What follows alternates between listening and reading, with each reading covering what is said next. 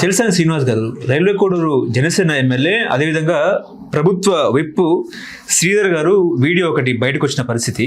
ఆయన ఒక మహిళా ఉద్యోగిని వేధిస్తూ న్యూడ్ కాల్ అయితే బయటకు వచ్చిన నేపథ్యంలో ఇవాళ మార్నింగే చూశాను జనసేన ఒక ప్రకటన ఏంటంటే, ఎవరు కూడా సైనికులు కానీ నాయకులు కానీ ఇష్టం వచ్చినట్టు మాట్లాడొద్దు, అదేవిధంగా పిచ్చి పిచ్చి వేషాలు వేయొద్దు అని చెప్పేసి డిప్యూటీ సీఎం పవన్ కళ్యాణ్, జనసేన అధినేత పవన్ కళ్యాణ్ గారు మాట్లాడితే ఆ వీడియో బయటకు వచ్చిన నేపథ్యంలో మీకేమనిపించింది, మీరేం చెప్తారు సార్? జనసేన నుంచి అఫీషియల్గా ఒక హెచ్చరిక వచ్చింది. సర్వదా అప్రమత్తంగా ఉందామని చెప్పి జనసేన అధ్యక్షులు కళ్యాణ్ గారు జనసేనపై కాపు కోసం జనసేన వీరమైన ముఖ్యమంత్రులు పార్టీని దిశానిర్దేశం చేశారు. ఇక్కడ వ్యక్తుల మధ్య ఘర్షణలో, ఆర్థిక లావాదేవీలు, మానసిక బలహీనతలు, వ్యక్తిగత కుల సాధించడం, కిరాయి ముఖ్యంగా వివాహేతర సంబంధాలు కూడా పార్టీ పేరు రుద్దాలని మార్గాలను ఆశిస్తున్నారు.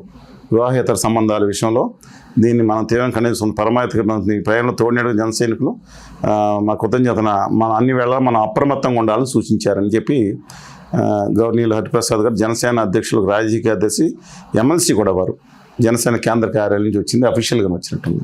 అందువలన బహుశా రాజకీయ పార్టీల విషయంలో మొట్టమొదటిసారి దేశంలో ఒక దిశానిర్దేశం చేసిన మొట్టమొదటి పార్టీగా జనసేన ఉంటుంది. పాజిటివ్గా తీసుకుంది. ఎందుకంటే ఎవరో వివాహేతర సంబంధాలకి విషయంలో ఆయన చెప్పింది మీకు, వివాహేతర సంబంధాలకి పాల్పడవద్దని ఇవ్వలేదు.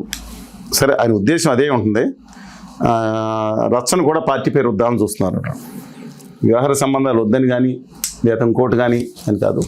బహుశా మొట్టమొదటిసారి పార్టీ ఇలాంటి సిద్ధాంతం వచ్చింది. సరే, ఏదైనా దాన్ని మనం పాజిటివ్ తీసుకుని ఆ పార్టీ కార్యకర్తలు, జనసేన కార్యకర్తలు మిగతా వాళ్ళు కూడా జాగ్రత్తగా ఉండాలని కోరుకున్నాం. నేను ఆ వ్యక్తిగత వివాదంలో మనం ఎందుకంటే వెళ్ళటం, మీరు అన్నారు కానీ వీడియోని లేకపోతే ఇంకోటి కూడా చెప్తుంది. ఇది ఇప్పుడు వాళ్ళు కంప్లైంట్ చేస్తే డెఫినెట్గా యాక్షన్ తీసుకోవాలి, తీసుకెళ్ళి లోపల వేయాలి, చాలా సీరియస్గా తీసుకోవాల్సిన విషయం. వ్యక్తిగతంగా ఇద్దరి మధ్య జరిగిన సంభాషణని ఇంకొకళ్ళు బయట పెడితే థర్డ్ పార్టీకి ఎట్లా వెళ్ళింది ఆ వీడియో, థర్డ్ పార్టీకి ఎలా వెళ్ళింది అనేది వెరిఫై చేసుకుంటే అక్కడ అమ్మాయి యొక్క ప్రతిష్ట నాకు తెలియదు, అది భంగకరంగా ఉంటుంది. ఇప్పుడు మా ఇంకొక హిందూపురం ఎంపీ గారు ఒక ఆయన ఎవరు గొడవ చేశారు. అది ఆయన ఎవరితో మాట్లాడుకున్నారో తెలియదు, వాళ్ళ భార్యతో మాట్లాడుకున్నారు, ఇంకోళ్ళతో ఎవరు కంప్లైంట్ చేయలేదు. దాన్ని బయట పెడతాం అనేది అది దాన్ని చూసే దర్శన సౌభాగ్యం జనాలకి ఎందుకంటే నాకు అర్థం కాదు. ఆయన చేసిన తప్పు అంటే ఒక ఎంపీగా ఉండి ఆయన ఇంట్లో ఎవరితో మాట్లాడుకున్నాను, ఇంకోటి మాట్లాడుకున్నాను. I'm not supporting him. అది ఎవరికండి పొద్దున్న సాయంత్రం వరకు వారాల తరబడి, నెలల తరబడి, సంవత్సరాల తరబడి ఎందుకంటే దర్శనం జనాలకే వేసుకుని ఎవడు అడిగాడు? నాకు అర్థం అవ్వట్లేదు. నీకు సమస్యలు ప్రతి విభజన హామీలు కావాలంటే దాని మీద మేము 100 మంది మీటింగ్లు పెడుతుంటే ఒక్కడు చూపించట్లేదు. 90% చూపించిన వాళ్ళు ధన్యవాదాలు చెప్తున్నా. రోడ్డు మీద దండాలు పెడతాం, చూపించలేదు. ఎందుకు అలా లింగ ప్రదర్శనలు ఎందుకంటే నాకు అర్థం కాదు.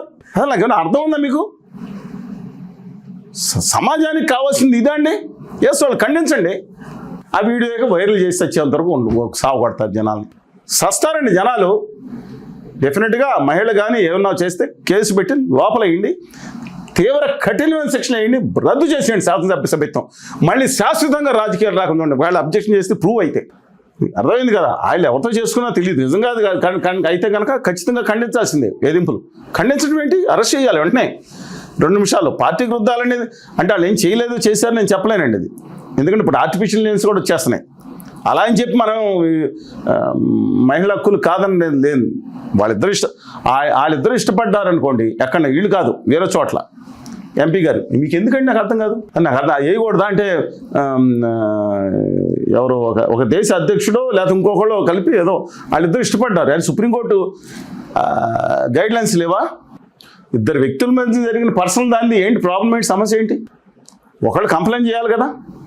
అంటే పదవులను సర్పంచ్ అయినా, ఎంపీ అయినా, ఎమ్మెల్యే అయినా మనుషులే కదా. బాధ్యత పెరగవచ్చు. ఖచ్చితంగా కంప్లైంట్ చేయాలి. మహిళలు కొన్ని చోట్ల కంప్లైంట్ చేయలేని పరిస్థితులు ఉంటాయి. సుప్రీంకోర్టుకి వెళ్ళి గాడ్గాడ తెచ్చుకుని ఇంకొకసారి ఎట్టి పరిస్థితులను బయటకు లేకుండా, పేరు కూడా రాకుండా తీసుకుంటే వాళ్ళకి ఉరిశిక్ష చేసి తట్టుమండి. మహిళ పేరు బయట తీసుకునేసి వీళ్ళని అరెస్ట్ చేసి తప్పు చేసిన నిజంగా కంప్లైంట్ చేస్తే లోపలేదు. అంతేగాని ఇవాళ సరే మిగతాది మొన్న మదనపల్లి విషయం కూడా చూశారు కదా. ఏమైపోయాడు అబ్బాయి? ఇప్పుడు ఎవరికి ఏం జరిగింది అక్కడ చెప్పండి నాకు. మదనపల్లిలో ఒక డ్రైవర్ విషయం ఏం జరిగింది? చాలా ఇబ్బందులు జరిగినాయి కదా. దురదృష్టకరం. My humble request every one అండి, ఇక్కడ వ్యాఖ్యలు చేసే వాళ్ళు కూడా డెఫినెట్గా వాళ్ళ పెద్దలు నేర్పిన సంస్కారం వాళ్ళ వ్యాఖ్యలో కనపడుతుంది. పదే పదే చెప్పదలుచుకున్నాను, ఇది వాళ్ళ పెద్దలు నేర్పిన సంస్కారం వాళ్ళ వ్యాఖ్యలో కనపడుతుంది. వాళ్ళ సంస్కారం అంతా వాళ్ళ కుటుంబానికి చెందుతుంది. మంచి గౌరవంగా చేసిన ఏం చేసినా. నాకు ఒక బాధ ఏంటంటే, మన పెంచిలే ఎందుకు తీసుకొస్తానంటే కడుపు మండిపోయి బాధతోనే తీసుకొస్తున్నా. ఈ 99% మీడియాలు చూపించిన 1% మీరు కూడా చేసినట్టున్నారు, మిగతా వాళ్ళు చేస్తే. ఒక పెంచిలేనే సామాజిక కార్యకర్త, ప్రజానాట్య మండలి కళాకారుడు మొత్తం ప్రాంతం అంతా తిరుగుతా, వందలాది స్కూల్స్లో, పాఠశాలలో, కౌమార దిశలో విద్యార్థులకు అందరికి వెళ్తా, ఈ డ్రగ్స్ మహమ్మారిన, గంజాయి మహమ్మారిన పడకండి అని చెప్పి పాటలు కట్టి ప్రతి చోట్ల కూడా మన భావితరాలను రక్షించడానికి ఉద్యుక్తులైన గొప్ప వీర సైనికుడికి ఏమాత్రం తగ్గడం. అయితే అలాంటిది అతన్ని తన 10 ఏళ్ల పిల్లవాడిని స్కూల్ నుంచి తీసుకొస్తుంటే నీచ నికృష్ట అధమాధమ దగులుబాజీ దౌర్భాగ్య గ్యాంగు కత్తులతో పిల్లాడి ముందు పొడిచి చంపితే అది వార్త కాదా? ఢిల్లీలో కీక్ అంటే నేషనల్ మీడియాకి వార్త వద్దు, ఇది వార్త కాదా? సిగ్గుందా ఆ ఆర్య సనాతనవాద మీడియాకి? అడుగుతున్నానండి, ఏంటి వీళ్ళ సమస్య ఏంటి? ఇద్దరు వ్యక్తుల మధ్యన జరిగిన దాన్ని హైలైట్ చేసి లింగప్రదర్శన చేస్తారు. చనిపోతే ఇద్దరు వ్యక్తుల మధ్యన ఒక అమ్మాయి వివాదంలో జరిగితే దుర్మార్గం, దాంట్లో ఒకరిని చంపేసి ఇంకోళ్ళు దారి చేస్తే, గుర్తు చంపితే ఒక నీచులు చేశారు.